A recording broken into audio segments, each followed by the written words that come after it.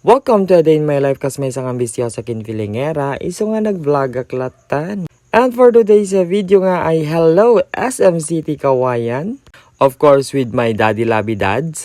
At syempre kasama dyan ang kanyang mother, hello kay Tita Rose. At sa kanyang kapatid na si Sheila. Ito nga yung aftershock ng kanyang birthday noong February 8 at noong February 9 nga ay nakapag-isip kaming mamasyal. Sinusulit nga namin ang bakasyon ng nanay ng aking Labi Daddy Dads. Dahil short vacation nga lang ito, galing nga ito ng abroad, kaya naman ngayon kami naman ang bahala sa kanya. Naisipan nga namin siyang ipunta dito sa May Kabalen.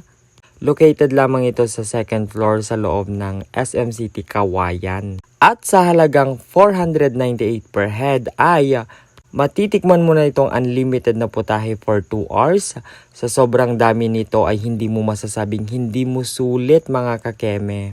Mula sa merienda, sabaw, ulam, lechon, dinuguan, kimchi at marami pang iba, may mga drinks na rin yan. Ang problema mo na lang dyan ay paano mo nga susulitin ang iyong 498 pesos. Pero para sa akin ay nako, sulit na sulit yan para sa akin dahil nga sa isang hapagkainan ay makakain mo ang iba't ibang putahe. Minsan nagsasabi tayo na napakamahal pero yung experience talaga namang hindi mo makakalimutan at hindi mababayaran ng isang 498 pesos. Kasi alam mo yung balot na 5, 25 pesos yan sa may daan pero dito ay unlimited.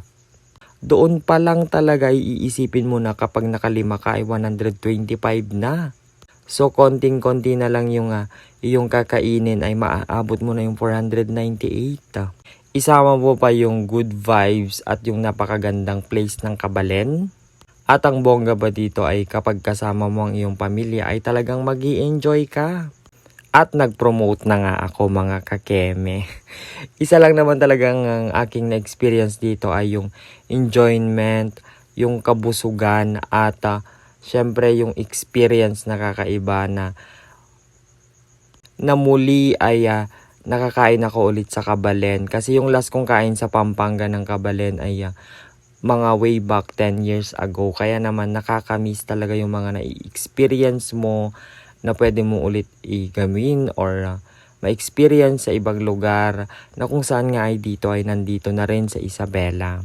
At pagkatapos nga niya na umikot-ikot na nga rin kami dito sa may SM at nakabili nga kami ng kung ano-ano dyan. Siyempre ang bibili natin dyan ay yung mga importante lang at kailangan natin. At ito nga pangarap nga natin magkaroon ng microwave oven at tinupad nga ng aking daddy Labi Dubs. Kaya naman maraming salamat daddy ko. And have a good day everyone.